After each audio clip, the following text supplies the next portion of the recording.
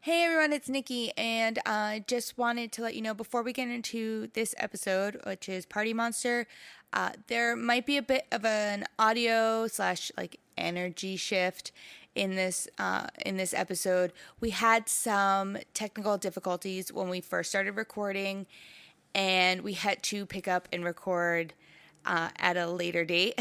So bear with us. Just wanted to apologize in advance if it sounds a little funky, but keep listening and thank you. Okay, bye. Yay, we're back. Oh, we're doing this again. We read another book and we watched another movie. So all you scrinkles and scrods, it's time for Party Monster. Or or if you have an original copy of the book before it was re-released, we are doing Disco Bloodbath. however you want to pick it. Once again, it's me, Nicole, and my lovely co-host, Christina. Let's start at the very beginning. A very good place to start. I love James St. James. The way the book starts is him explaining how you cook Special K, and you and I have never cooked Special K. No. We're not going to be doing drugs, but if we did, we would cook it the same way he does. Yeah. We should probably let's really get to the start. We forgot to tell everyone what the book is about. Sure. So, Disco Bloodbath is published 1999, which is only 3 years after the major events in the story. Blows my mind. Yeah. Bird's Eye View is Disco Bloodbath is a look into the world of the New York City club kids in the 80s and 90s, climaxing in the murder of a drug dealer named Andre Melendez, who went by Angel and wore actual angel wings wherever he went. And his murder was in 1996. So the two main characters in the book are Michael Alec, who, along with James St. James, was the leader of the club kids. Yeah. When you start getting into the club kids, it's just an endless internet dive. What's really insane is how many videos exist of all these different people, and yet a lot of the main characters that you meet in the book, there's really not a whole lot about them. So Angel, as an example, you don't really get a lot about who he was as a person on the internet, and yet he's such an important character in this story. Yeah. The book is pretty crazy. It jumps around a lot. I think it's really kind of perfect for a TV show. The movie does a decent job in keeping it a little bit more structured, because the way that James St. James writes, it is pretty nuts. And I don't know, did you read the book first or did you watch the movie first? See, that was something I was trying to remember. I'm 100% certain I read the book first. And That's I am very 100% certain that you gave me the book. Oh, really? Read. Yeah. I'm like 1,000% certain that you gave me the book to read. Because I think I had mentioned the movie, because I think this was at that time when HBO had all like the weird like indie movies for a while that they were showing because there wasn't anything else out to watch. And Yeah. I can remember telling you, this movie looks really interesting and it has Macaulay Culkin in it, and you were like, I think it's the one that's based off of this book that I just read. And I was like, Yeah. Oh, really? And you were like, yeah, you should definitely, because the re-release of the book came out in like 2003. So we were in high school together. Right. Yeah. Right?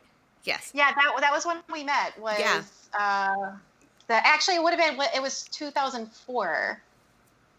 Right? Yeah, sometime between 2003 and 2004.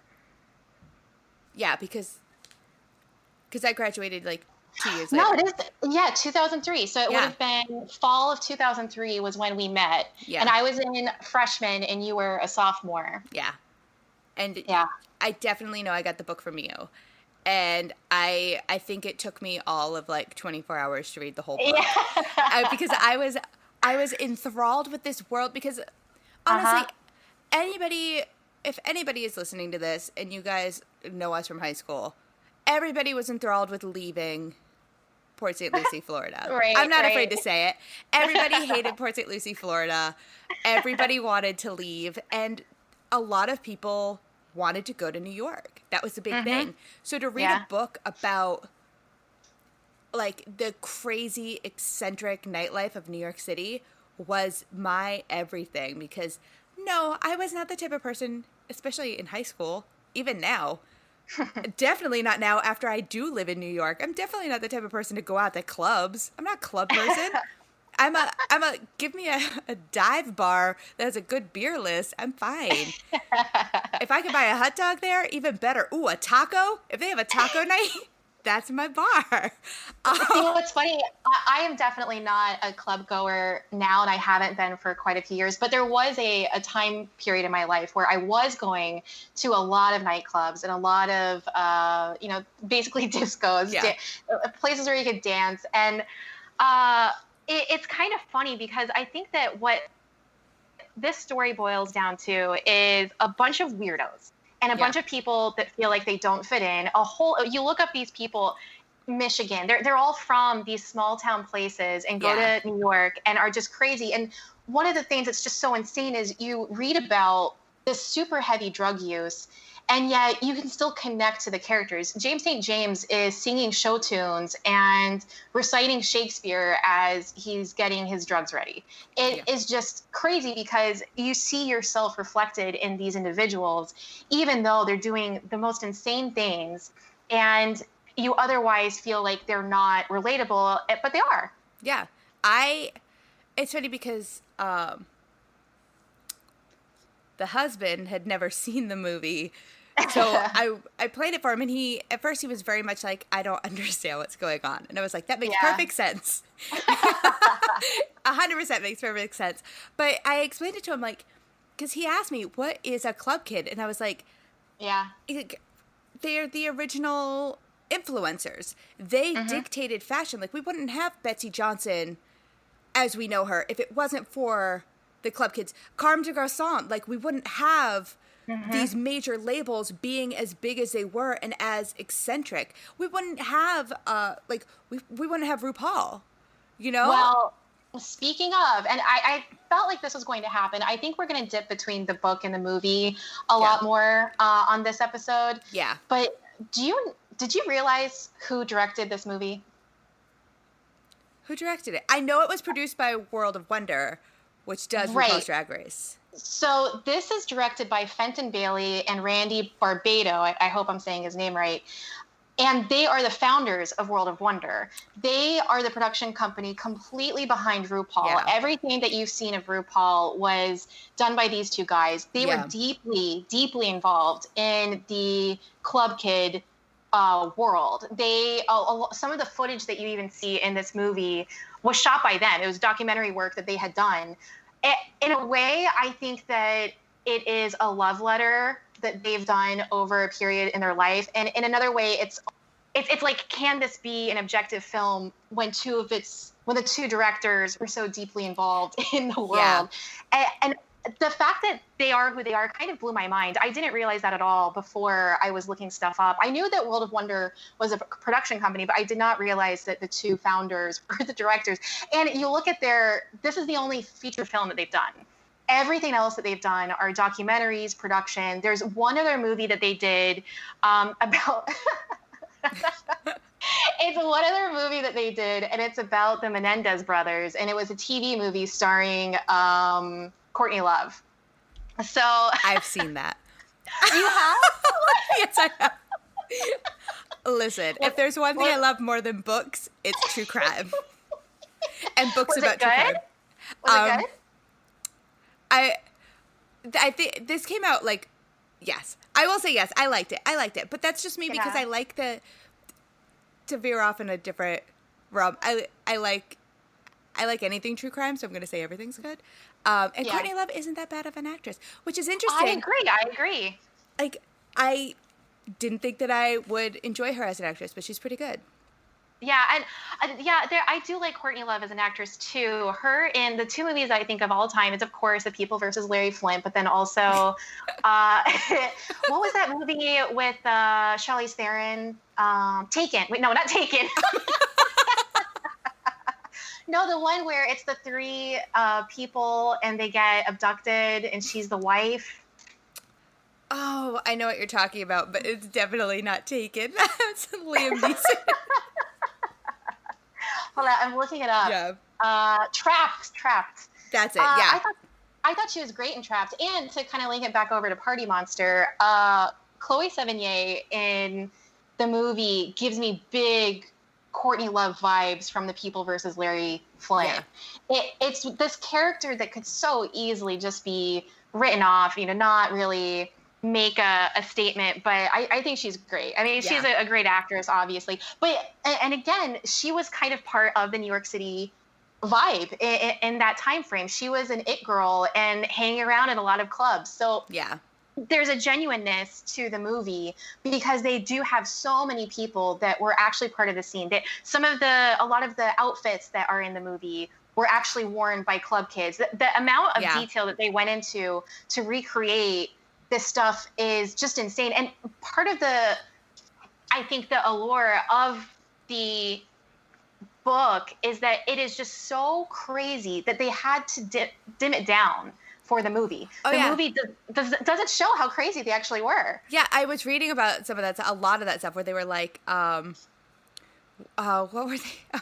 That they had to take out a lot of the drug use. Right. Because they didn't think anyone was going to believe how many drugs they were doing. And I was just like, I would. I read the book. I believe. Because there's no way you could do half the stuff that they were doing. No. Without that. Like, even without, I just want everyone to remember that this is all true. Like, this was a thing. This shaped a nation. Like, we were towards the end of Andy Warhol and pre, the resurgence of, like, pop and, like, becoming Insta famous. So there's this little niche part where it was just like this freedom to be whatever you want to be. Was it, if you feel like a troll, dress like a troll. You have that ability to just be, and that is like the thing that draws everyone to New York City.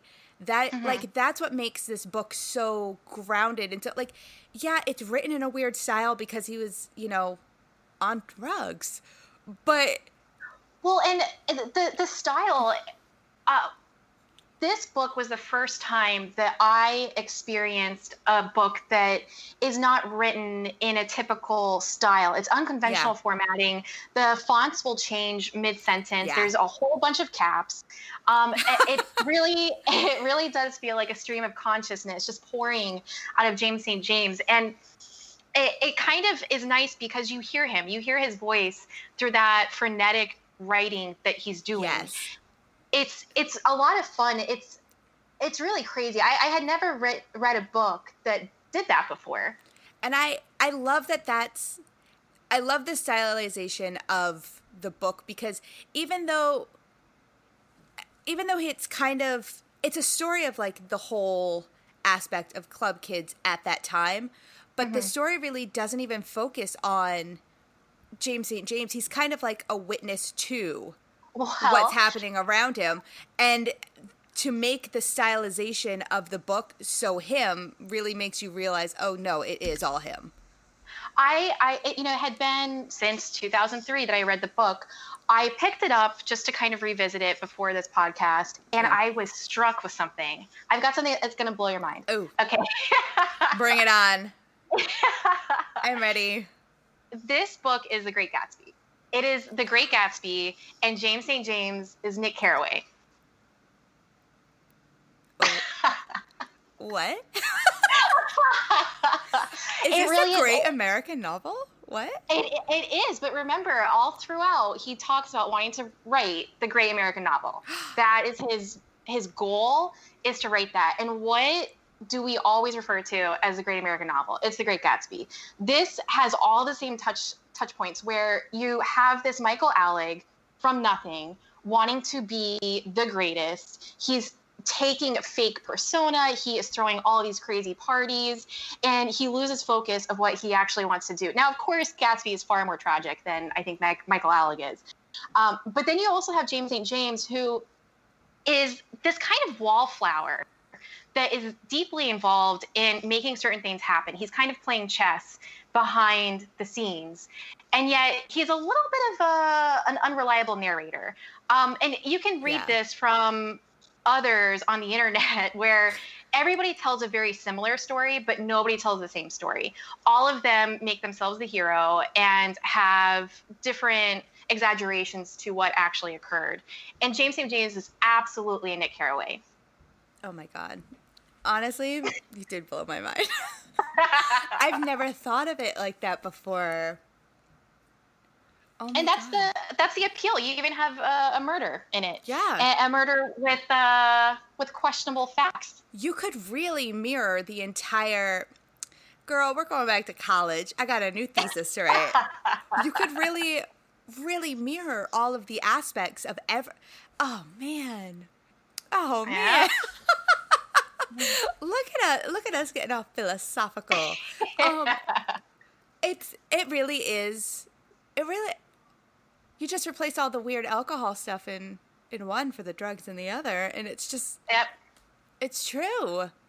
Yeah, and it has the Roaring 20s vibe. Yeah. Everything's just next level. Yeah, and like no one wanted the party to stop. Yep. Oh my goodness. Yep. This is great. Oh my God. I would have never thought about it in that way. And now that you said it, I can't unsee the parallels. And and now I'm just like, how strange it must be to be James St. James and know you lived the Great Gatsby. Mm-hmm. I can't say I've ever lived that life. I'm not like, I can honestly say at this point in my life, up to this point, I've never lived the Gatsby life. Right. I've never lived to excess and been as successful at it. Mm-hmm. And that's, oh my goodness.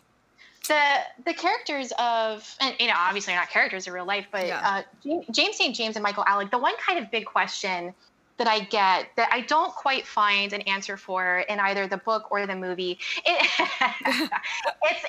the Batman and Robin question where, so you've got Batman Forever, and then you've got Batman and Robin, and you introduce Robin, and he's cast perfectly. You've got Batman, and they're constantly fighting. You never get to see them just working together, and it's positive. They're just fighting. So it's the Batman and Robin problem where you've got James and Michael, and they appear to dislike each other. At first, James St. James is already an established debutante in the New York City nightlife. Michael Alec comes in, wants him to groom him, take him under his wing.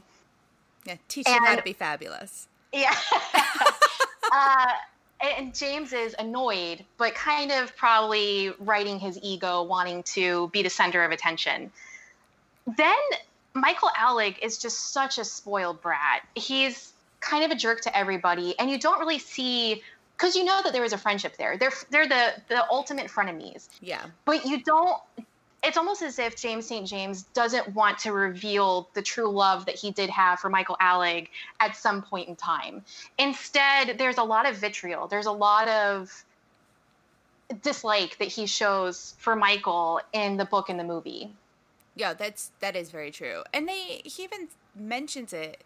I know it's a big plot point in the movie where he constantly mentions, I'm not your friend. Right. He says it over and over again. He's like, we're not friends, Michael. And yet we're living together. Hold on. He says it like this. We're not friends, Michael. Yeah, and yet he goes along with everything that Michael says because it's like he wants to believe in him, but he doesn't know where on the spectrum he falls with wanting to be his biggest champion. Yeah. Or wanting to see him fail. It's that like it's almost like an All About Eve situation. Yes. Yeah, very good callback. Because Michael is very much doing his best to tear down James. Mm-hmm. Like, James loses his, all of his money from his dad. Like, he doesn't have that. Mm-hmm. His trust fund's gone. He has to, like, live in that crappy little apartment until Michael takes him in. It's like he's purposely building him down, like, tearing him down to build him up as someone who needs him. I think you hit the nail on the head. I think it is the mixture between Great Gatsby and All About Eve. Yeah. Perfect. That's exactly what this is. And I think if James St. James ever listens to this, he would agree with us. I'm not going to put words in his mouth, but we love the book. Yeah, it's just, oh God, see, I keep going back to that Great Gatsby thing. It's blowing my mind. I just can't get over it. We should probably talk about the fact that someone dies. Oh, yeah. Yeah, we definitely should. We're laughing and having a good time. Nikki, somebody died. I know. But you know what? It's interesting because the death isn't the point. Right. Like, that, I think, is why we can talk about it in a way. Like, yeah, this is a true story. Someone who went to jail. Michael went to jail for 17 years. He is out. In case anyone is wondering, he's out. Yeah. Roaming the streets. Yep. I think he might be in New York, actually. Watch out, Nikki. I don't want to tell you where I live, but if you want to hang out, I'm available. Just not to do drugs. It's just, the murder wasn't even the main focal point of either the book or the movie. It's kind of like it's the end point. It's the period. It's what brought the Club Kid period to a close. Yeah, it's kind of like when Kurt Cobain died and all of a sudden grunge was just over. Yeah. Or Sharon Tate. They say that Sharon Tate was the end of the 70s. Yes. It's kind of... Or the 60s. Or what? Yeah. Okay. Okay, Quentin Tarantino, stop rewriting history. It's like when John Lennon died, and that was the end of, peace. You know what I mean? Like, that sort of situation where it's just like, it marks an endpoint of a generation, and there's so much buildup and so many other crazy things that happen that by the time you get to the murder part, it seemed almost inevitable that this was going to happen. I agree. It does. It seems like there's no other timeline of the story. At no point in either the book or the movie does anything feel like it levels out. Like when you do improv, they're always like hills and valleys. They tell you, like, you want to get to a peak and then you want a valley, This is just straight mountain climbing all the way. Like that game, like the Yodel game on The Price is Right. You just keep going and going and going and going, and then there's murder, and then it's over. That is it. Like, at no point do you feel rested with the Club Kids, because you know that it is getting to a bubble bursting point, and that, like, they have a party in a truck. We all knew that was going to end badly. So, okay, let's talk about that party in the truck. Okay, there's so many things. I think the star of this film is Clara the chicken. Oh, Clara the carefree chicken. when she falls out of the back of the truck. I'm just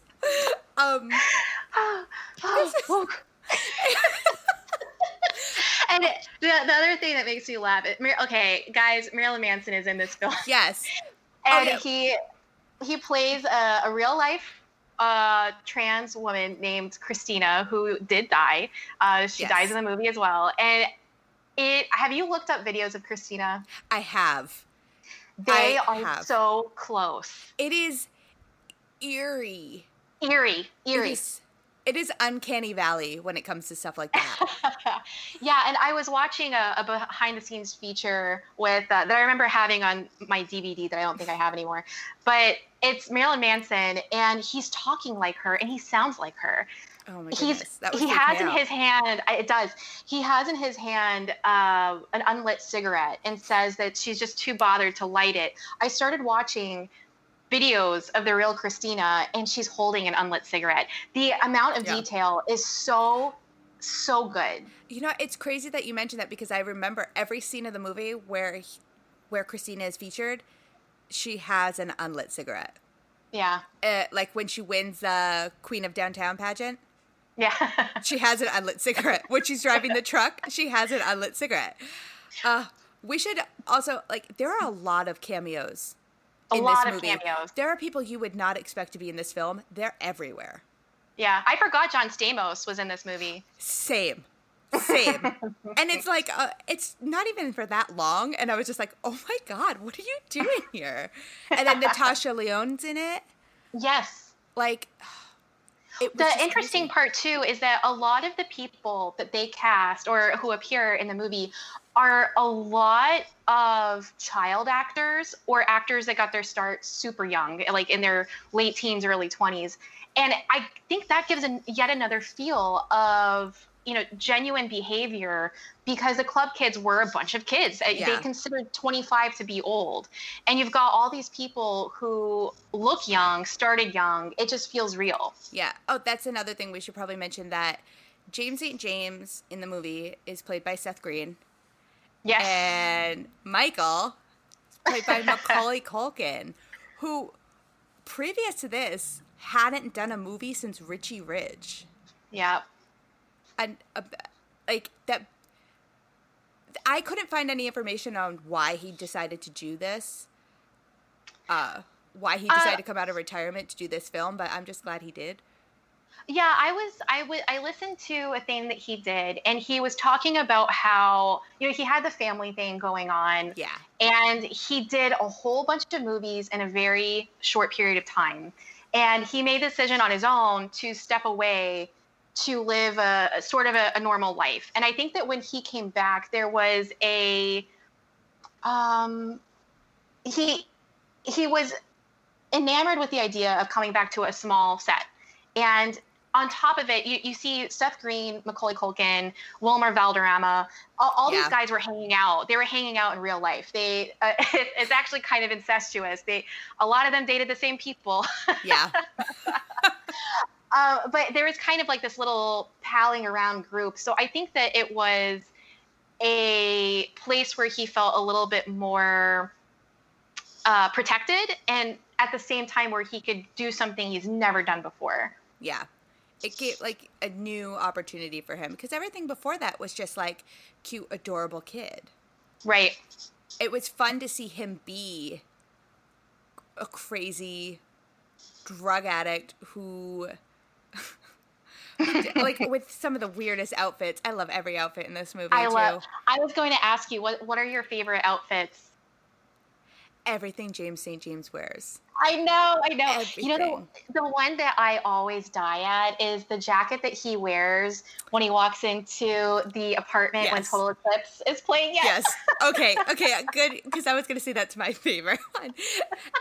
Right before they do their big dance party thing, right? Yeah. I love it. Any oversized jacket, I love. Yes. And I do too. I will also say that at one point in my high school life, whether it be before reading the book and seeing the movie, or after, I 100% had a lunchbox purse. I did too. I had a few, actually, and my favorite one was a New Hope one that I took around everywhere. I had one that was shaped like a drum. Yeah, I was very... I'll be still my heart. Barely fit anything, but that's okay, because all I needed it to fit was a pen for school, because I carried my binder like all the cool kids. I was in theater. I didn't need school, even though I was a straight A student, but whatever. I could pretend. That's what this book did for me. This book gave me an opportunity to be like, one, I'm never going to do drugs because this book's crazy. But two, I'm definitely moving to New York City and having like a bunch of wigs and some really cool outfits. I'm doing it. It's interesting how some media, some books, movies really impact your life. I don't know that I truly grasped how much this one meant to me. Just being able to, even though there's all the bad stuff, the drug use, killing people, not so good, that just seeing weirdos do whatever they want without any explanation. You've got James St. James walking into a room with little girl clips in his hair and this beautiful jacket with... Oh my God, I love this jacket. Yeah. And you feel like there is a place for you. Yeah. Because honestly, I think that you and I probably both discovered this at the same time. Mm-hmm. Definitely you read it before I did. But I think we both ended up seeing the movie around the same time. And we were both at that point when we're in high school where, like, you don't really know who you are or what you're going to do. And we were both in theater, so we knew that we were already weird because Yeah. because we put up with the abuse of being in a theater department, you know, and we loved it and we lived for it, and it was like Stockholm syndrome. We'd do anything for it. And I felt like that was a thing. Like, you would see these, like, every outfit that they wore, I was just enthralled by. The lifestyle that they were living, yeah, it wasn't the greatest, but they were doing these crazy artistic things that nobody in Port St. Lucie, Florida was gonna have a disco bloodbath party. Like, no one Yeah. was gonna do that. And that, for me, was like, I want to go to a party where I can wear brains. Like, that was so fun. Oh gosh, the blood feast outfits. Yeah. I love all of them. I love Although all of them. we were watching the movie and Jesse and I both agreed it did not age well now. Even like connecting it over into drag, you know, we both watch RuPaul's Drag Race. I obviously can admire the really beautiful drag queens with the perfect beats on their face and, you know, looking like a woman. Oh, yeah. But my favorite types of drag are all a callback to the club kids when you're doing something really weird, really bizarre. Oh my goodness. Evie Oddly.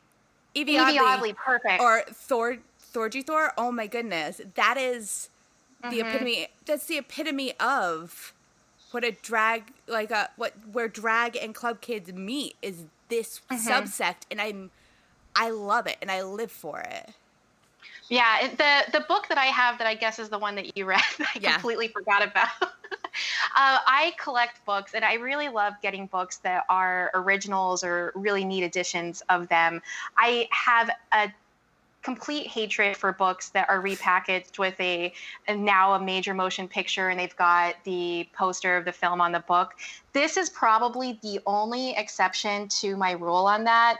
The book is beautiful. On the cover, it has DJ Superstar Kyoki, Macaulay Culkin, Claire the Chicken. It doesn't even have James St. James on the cover. Seth Green just has a tiny little thumbnail on the back. I had this in high school, and I read it and I reread it. I remember sitting in my chair in high school and just staring at it. It's just really cool, and seeing like these people in these different outfits. I could watch it for hours. So let's talk about murder. Let's. Because that's not an awkward transition. Now, a good way, I think, is, do you remember how James St. James tells the story of the murder in his book? You know what? I don't. I do know from the movie where he has the whole situation with the rat. Yeah. Okay, so James St. James pulls out some highway snarkiness. What he does is actually extremely intelligent, which is that he doesn't tell the murder as if he's a storyteller telling the murder. He actually takes the full transcript of Freeze's confession, and then he puts it in the book, and then he stops at every other sentence or two and just adds his commentary. And his commentary, you know how people will kind of critique My Favorite Murder about how they laugh at things and victim? Yeah. Okay. Yeah. I'm remembering all of this now. Yeah, I bet you are. So all of those people should not read this book, because he is just laughing to himself. He finds much of this very funny. And to be honest, I hate myself because I find it funny too, the way he his commentary is genuinely very funny, even though this situation is completely horrible. Yeah, it's the murder, like, for anyone listening, the murder of Angel, we're not like laughing that he's dead. No. It's it's a really, crappy situation that happened. But oh my God, in the book and in the movie, the way they go about talking about it. Yeah. Like, why don't you go ahead and explain exactly what happened to poor Angel? Angel was murdered by Michael. Actually, Freeze hits him over the head with a hammer. Yeah. And this is where, that is basic knowledge. There's two basic knowledge facts about the murder of Angel. He's hit in the head with a hammer, and then he was cut up and put in boxes and thrown into a river, and then children found him. It's a very New York City. So awful. It is a very, I hate saying that, it's a very New York City type thing. Yeah. For some reason, New York City attracts weird body parts in boxes, I guess. I don't know. But it's the stuff that happens in between that has never really been solidified. Michael and Freeze say that they were on so many drugs they don't really know what was going on. There's stories where Michael told everybody that he murdered Angel and was basically like trying to unload all of his guilt. There's stories where Michael injected him with like Drano. There's the other one where they say they actually left him in a bathtub full of ice and they went out and partied for like days on end until they just couldn't take it anymore. So no one really, there is no 100% concrete confession, I guess, because they've all atoned to being like, we were on so many drugs, I have no idea. But the beginning with the hammer and the ending with kids finding the body, that is A to Z what really, that's an awful way to go. Awful, horrendous, terrible way to go.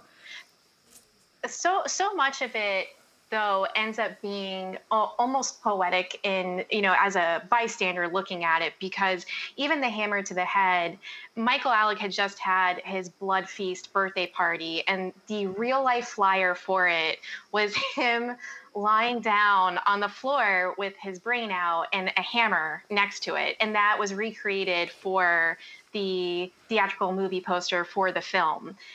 There's just layers on layers of it's bigger than life. The fact that the guy that they kill is named Angel and walks around with angel wings, and they're partying it up in a church. It's just, it's crazy. And the murder is just so horrible. And the thing I don't believe is Michael Alec, when you watch those interviews, when they were on all those TV shows, he constantly is saying he doesn't remember.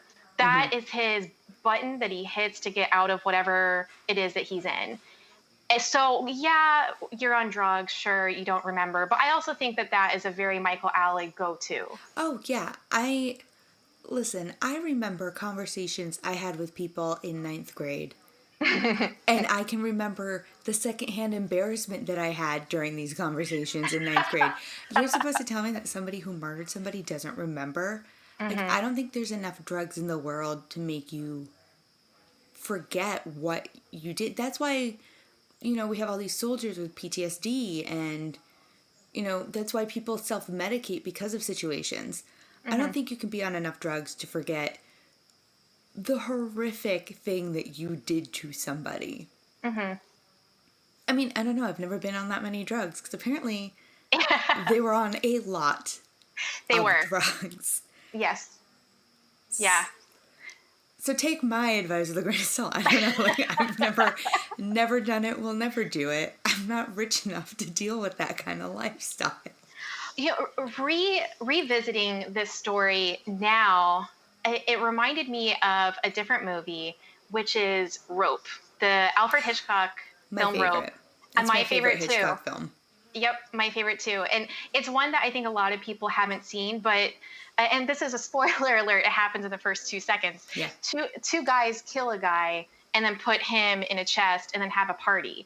I mean, isn't that very similar to what they did here? Oh yeah, definitely. Yeah, especially when you compare that in Rope to the film version of Party Monster, and there's literally a scene where they're having dinner and they're like hanging out, and it's all like time lapse done, but the box is just literally in the living room and everyone's just there. Yeah. Which is just it's awful. It's awful. One thing that again, I don't think that this murder is funny, but one thing that makes me laugh is that Michael Alec tells Freeze to go buy stuff to chop up the body, and Freeze goes to Macy's. Yeah. What I love about this is I like to imagine he is at the one at Herald Square, because they were in Manhattan, because it's also where I bought my first New York City French press. So I know. So I don't know if you've ever actually had to shop at that Macy's before they redid it. before they redid it, down you had to go all the way to the basement to find the home goods stuff. So, like, when I bought my French press, it was in the back corner, all the way on the lowest level possible of Macy's. It was like the seventh circle of hell, getting down there and back up, because all the escalators go different ways, and you can never get an elevator. So I like to imagine Freeze is on so many drugs. How long did it take you? Taking this, like, 25-minute escalator ride to the lowest bottom bowels of Macy's to buy all of these items. And it was like weird overhead fluorescent lighting down there for a while too. Just like a place you don't want to go. See, and in my head, I just thought, oh, why didn't they shoot that for the movie? They didn't have the budget to get Macy's for a day. I mean, now they could. Well, and I was thinking, should this get remade? You know, I do love the movie, but I think a lot of people don't. It has a 29% critic score, and yet it has a 75% audience score. So it is definitely a cult film. Would you want to see this remade? Remaking this film? No. Right. But making another film? Yeah. Yes. Because there has been so much more information since this movie came out, especially now that Michael's out of jail, now that James St. James has like a bunch of books under his belt. Like, there is so many more layers to this than just this. So I think Agreed. I think more information, like, especially I would love for them to focus just a tiny bit more on Peter Gayton, the guy who ran Limelight. Because just him, like, I advise everyone to look him up, because there was actually a really recent article about him in the New York Times.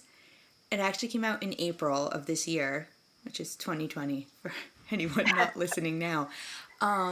Well, hopefully we're all listening to this in the future, but who knows? If you're new here, it's 2020 where we are. It is a great article about him being the king of the club kids and his whole like story with starting Limelight and everything. So he as a character, like, I would watch a movie about him. Yeah. And how, like, he had his downfall because of ecstasy and everything. Because I feel like the movie, even like Party Monster, he's a big integral part to Michael's life. Right. Michael and him are like together. He fills that father figure role. You like this, that, the other thing. And then all of a sudden he's just like gone after that weird drug fueled like hotel party for his, what was it? His vacation. And then he's just gone for the rest of the film, and that's it. And I wish they would have explained a little bit more about what happened, because his thing is he basically gets, you know, he's in trouble because of ecstasy at all of his clubs, but then he gets extradited back to Canada. He's like gone. And then he tries to create more clubs in Canada. And fun fact, the first Limelight that he ever made was in like Atlanta. Why is that so funny? Because think of Limelight as you know it. Yeah. And think of Georgia as you know it.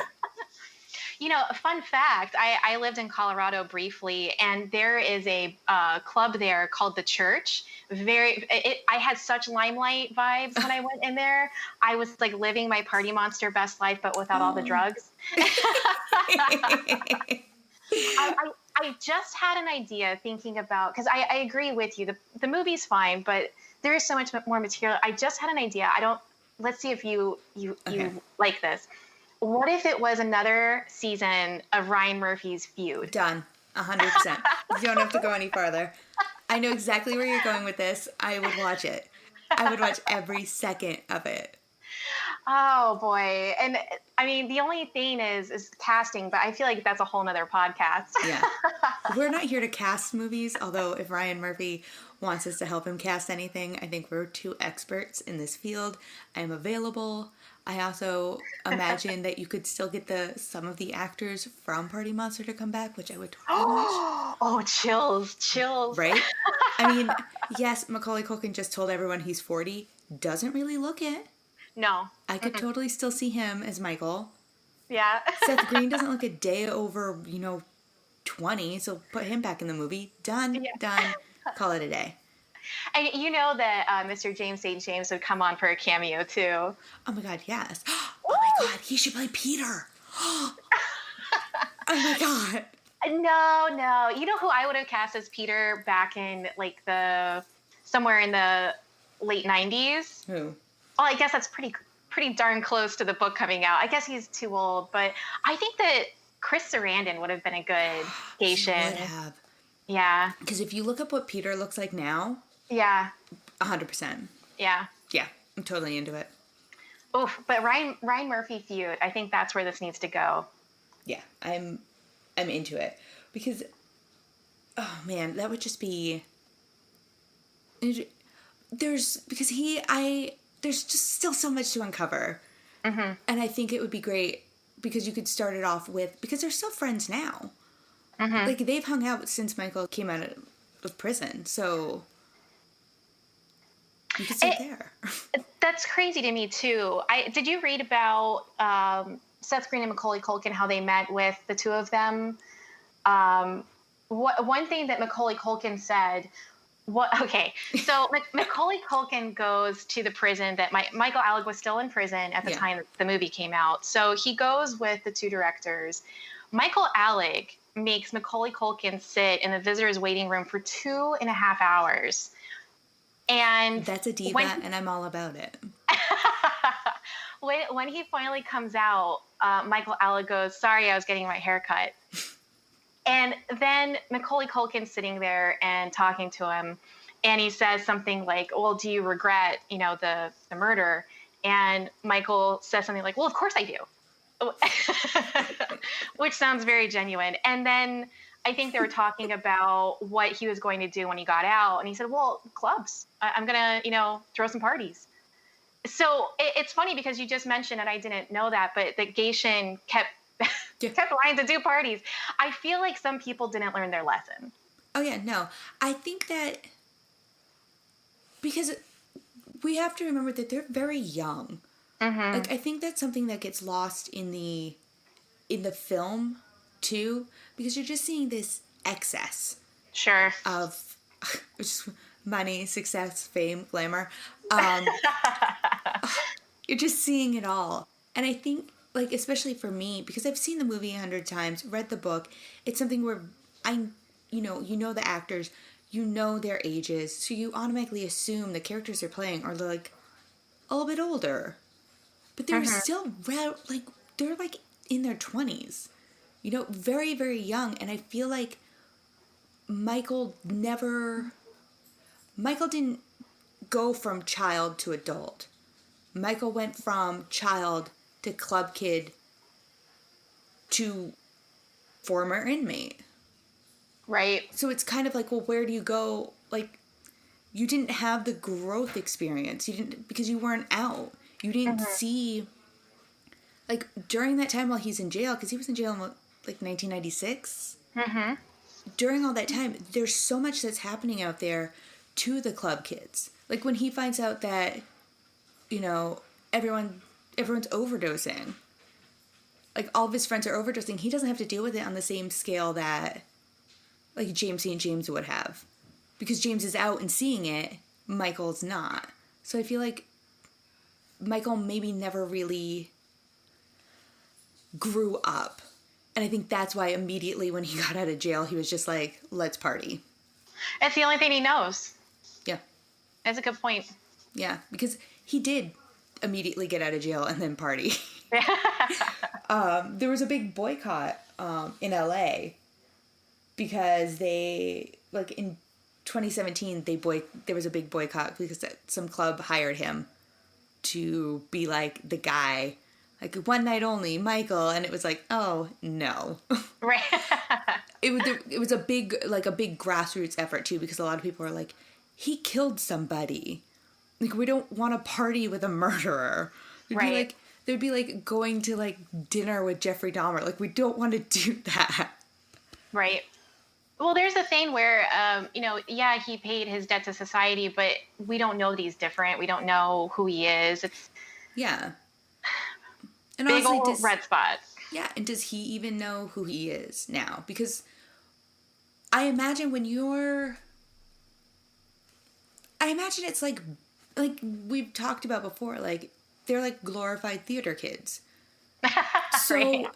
the whole time you're out at these clubs, like, if you're a troll that day, you're a troll. So you're playing these parts when you're going out at night. Who are you when you're just you? Yeah. And that's not something that we've really got from either the book or the movie, I think. I don't think we really got to the crux of who either James St. James or Michael were, because even James St. James, that's not even like his actual name. Mm-hmm. It's still just playing a part that we're supposed to want to know versus being who you really are. Right. Which is like, it's easier to be somebody else than it is to be yourself.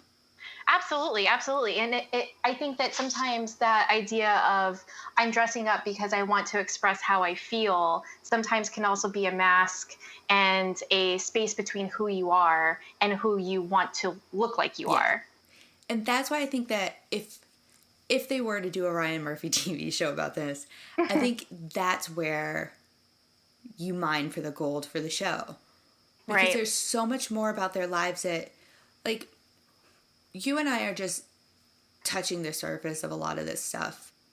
And if we did a real deep dive, and if we had, like, psychology degrees or something, if we paid the money and went to a really good school after high school, like, I feel like we would really be able to dig in and figure out a little bit more about these two characters. But even if we did the research and found out more, all that stuff that you see is just them as their club kid persona, not as them as themselves. Right. I mean, I think the closest we get to Michael being himself now is his jailhouse artwork, which you can no longer buy because his domain name lapsed and he didn't pay for it. But if anyone out there has, an original of his, I would definitely be interested. Send us an email. We want 2 of them, please. I would love to see it in my living room, which is all Batman animated series, and then the one Michael Alec drawing. Well, listen, I've been hanging artwork in my bathroom because it's the only wall left that I can actually put stuff in. So if anyone wants to send me a Michael Alec poster that I can put up in my bathroom next to my paint by number Jesus, that's the only place it'll go. I have a surprise for you, by the way. Ooh, drama. Okay. All right. When I was doing my research, I noticed something. Okay. James St. James is a Leo, and Michael Alec is a Taurus. Shut up. I am not lying. And for the listeners, I am a Leo, and you are? I'm a Taurus. Oh my God. I'm such a Michael. You're really not. I feel like we're both James St. Jameses. I know, yeah, we are.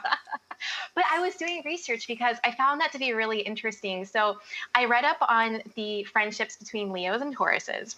So we are supposed to be basically, as long as we can put our egos aside, the 2 Leos and Tauruses basically become just a club where all you do is compliment the other person. Oh God, that is all we do. I know. So you become your 2 support teams, and you always want to give to each other. You like to ask each other how you're feeling. It's a very nurturing spot, as long as, like I said, you can kind of get over your own bullshit. And see, if they had gotten over their egos. Right. Oh, could you imagine what the world would be like? They would own it. Oh my God. Oh, look at us. Aww. Look at us. Look at where we are right now. Look at us. We're doing good. Doing it. I mean, that is crazy. That is so crazy. Yeah, I noticed because it's like April, and I can't remember which month James St. James is. It was either July or August, but I noticed those 2 and I went, wait, what? I double checked the dates just in case. And yeah. Wow. Mm-hmm. Oh.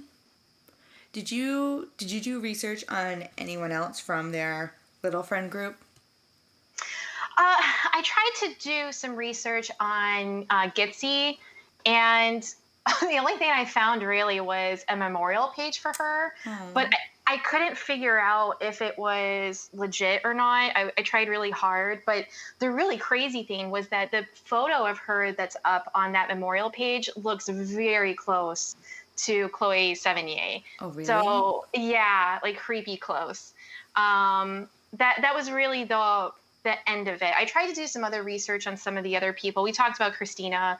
Yeah. People like Angel, I really didn't find much. Did you discover anything? I was really curious about Kyoki. Yes, superstar DJ Kyoki. Who I will have you know throughout my research, because for some reason James and Kyoki always kept coming back together. Mm-hmm. Like, it's very weird. Even after they, I guess, broke up, didn't want to be together, after Kyoki went off and he actually became like he actually became a superstar DJ. Like, it all manifested for him.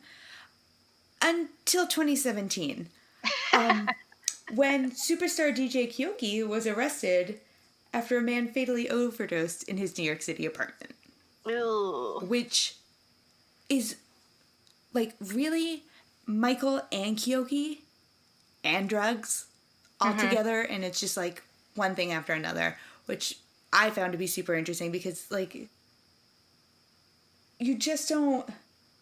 You would think that after seeing somebody that you were with become so drug addicted and then a murder, maybe you would just, I don't know, maybe not do one of those things.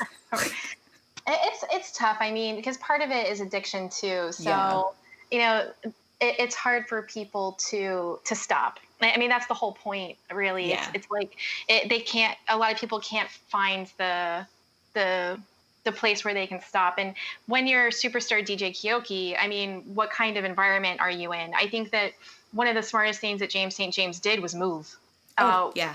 Which is a very hard thing to do, but you're surrounded by a certain amount of people, certain type of people, and then you have these environments that just kind of grows that type of behavior. Yeah. It's unfortunate.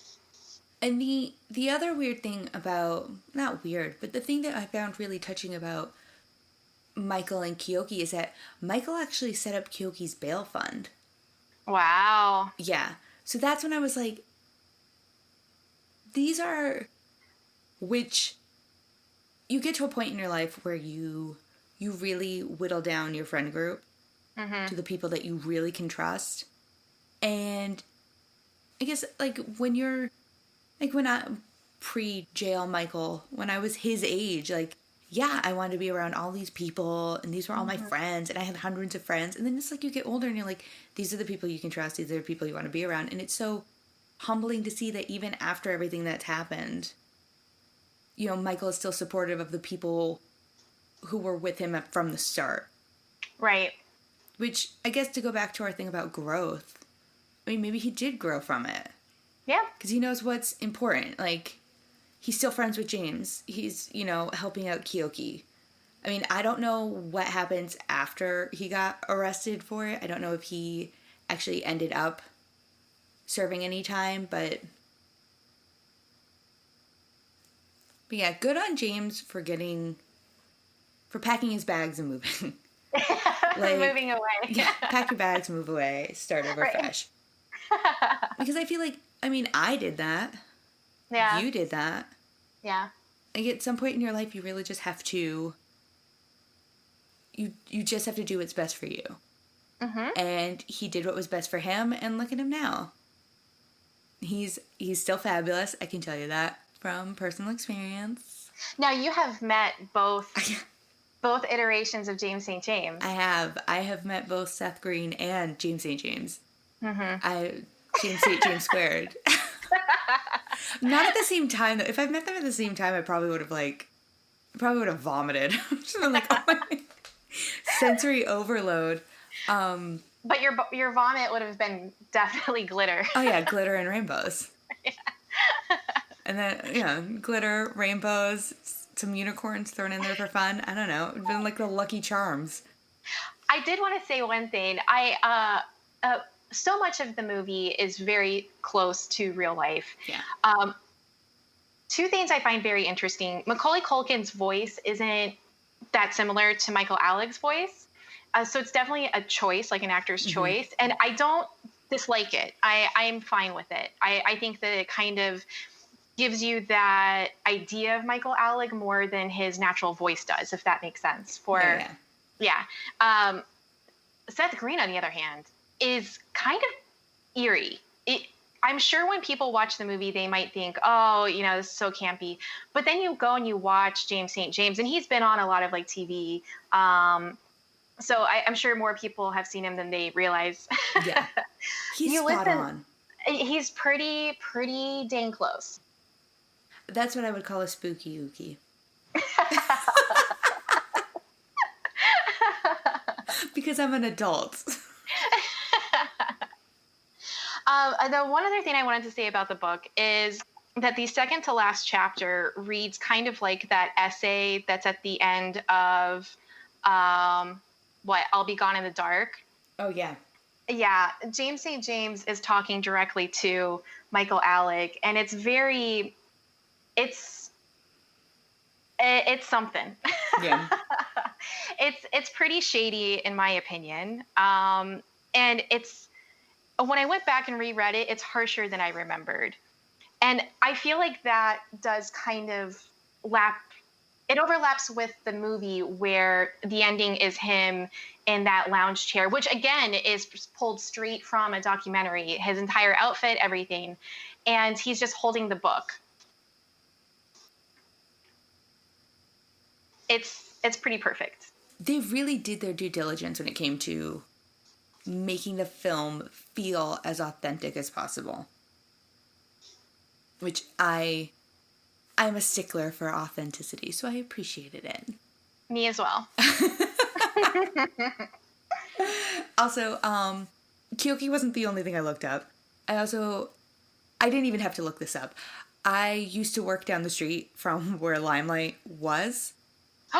Yeah, so I can tell you exactly what happened to Limelight. If you are interested, it closed.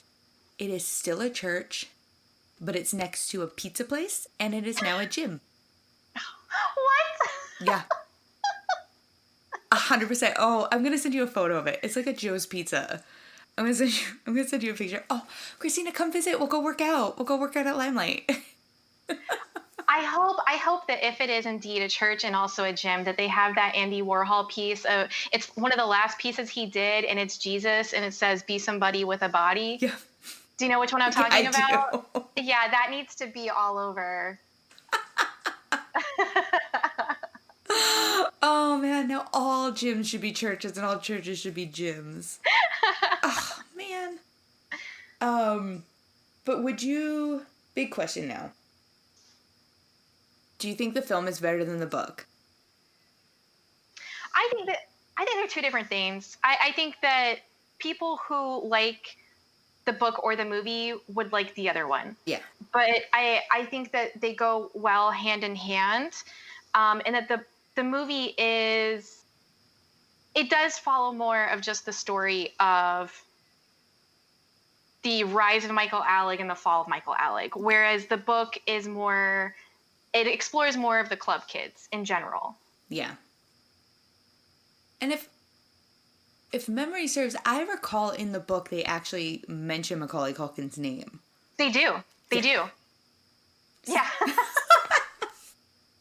And I thought for a second too, to get real meta with it, because I think that the two characters you're talking about, Kyoki, the two characters who can definitely be expounded upon are Kyoki and Geishin. And in our produced feud season, I was almost thinking, should we go meta with it? And Dylan McDermott comes back as Geishin. Oh my God, stop. That man doesn't age, so 100%. Bring him in. He's already with that crowd. He's already been with Ryan Murphy. Listen, I swear, if this thing does end up happening, TM. TM, TM, TM. I just wanted to get that out there. Thank you. So how about you? Do you, the book to the movie? I think that if you are not trying to figure out the right way to get the words out of my head and out of my mouth hole, I don't think you can really compare the two either. I think they both stand alone as pillars of what this 90s culture really was in New York City, to really like filter it down. And I feel like there's a subsect of people who probably definitely would not like the movie but would like the book. I know my husband was not a huge fan of the movie. When I rewatched it, I didn't even get Carlos in on it. Yeah. It's one of those things where you're just like, this is my time. Right. This is a me thing, not a you thing. I knew that he wasn't going to like it. And for anyone listening, he edits this, so he's going to hear this. I knew he wasn't going to like it. I knew he wasn't going to like the murder part of it. Because when they do talk about it in the movie, they basically throw all those theories into one scene. And then there's all that excessive drug use, blah, blah, blah. And I knew he wasn't going to be interested in something that was just so balls to the wall insane. But right, I think he'd like the book, is the thing. I think he'd really enjoy reading about the culture of where we live now and seeing what it was before what it is now. Right. He just was not. He was like, why is the rat talking to you? I was like, Jesse. It's like, it's all going to get explained. And he was like, wait, is he having an overdose right at the beginning of the movie? I was like, listen, it's all going to get explained. Are those hair barrettes? Yes, it'll all get explained. Those hair barrettes never get explained. Listen, if I could pull off a haircut that short, that would be the only way I would wear it. All day, every day, rest of my life, hands down. Yeah, the big thing I think that some people wouldn't... There is a thing that the movie does where, not that it glorifies Michael, but it does have a sympathetic eye to Michael. And I don't think that a lot of people will warm up to that with how things go. Yeah, and I think that's the thing with, like, if they did Feud or if they did another film, I think that's the thing that really needs to change, is that the focus needs to be on... The focus can't be so soft on him. Because they even do all that stuff with his mom in the film, and you're just like, ugh, now you feel for this person who's naturally who's supposed to be the villain. Mm-hmm. But I guess, who do you think the villain is? Drugs. Yes. I knew you were going to say it because I was like waiting for it. I was like, oh, drugs, excess, New York City. The city itself is its own character, and it's the siren that brings you to your downfall. Right. As someone who lives here, no. Perfect. No, just let it sink in. Yeah. I'm going to say it one more time for the people in the back. It's the siren that brings you to your downfall. Nikki, you're there right now. I know. Help me. Go into the light, Carol Ann. Help me. I'm trapped. That's why everyone's leaving. Yeah, I mean, now that we know that we can eat pizza next to Limelight, I mean, I don't know what else we can talk about with this one. I do want to reiterate for anyone, the book and the movie both paint what happens, this horrible tragedy, this horrible crime, this actual real life situation. They paint it in a sort of black comedy way. Right. So when we are laughing about situations like buying all those knives at Macy's, it's not, he comes in, he just dumps them all over the table. we're not laughing at the situation at hand. It is awful. It is horrible. And Michael went to jail for it. He deserved to go to jail for it. He is out now. You know, if he ever listens to it, I hope he knows, hey, we know you deserve to go. You're out now. Cool. Wish you the best. Wish you the best. Hope things are good. Yes. I hope you're having fun. Do you want to paint us something? Hit me up. I'll give you my email. But we're not laughing at what actually happened. It's watch the movie, read the book. There is this black comedy light that's painted over the whole thing. So we just want to make sure people know we're not laughing at, like, really bad stuff. Right. Yeah. We'd never do that. Are you kidding me? I can't even look at a dead animal on the side of the road. Oh my God.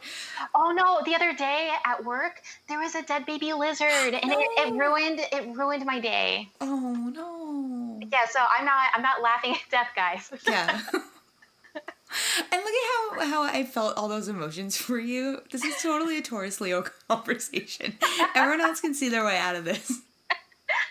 All right, well, do you want to talk about our next book to film? Yes. Ooh. Of course. Oh my goodness. Okay, we're doing a personal favorite. Yes. Both the film and the book are personal favorites of mine. Yes. Especially because the film stars wonderfully handsome, who we talked about in Little Women, Christian Bale. That's right. We are doing American Psycho. Whoop, whoop, whoop. Yeah. That's my air horn. So get your business cards printed up. Yep. Hit up your local library. Jump on Netflix. Read the book. Watch the movie. And then get ready to talk about how muscular Christian Bale is in that movie. Yeah. And I'm sorry, everybody, but we have to go return some videotapes. And with that, we out. Okay. Bye, Skrink. Oh, Scrinkle Doodle Doo.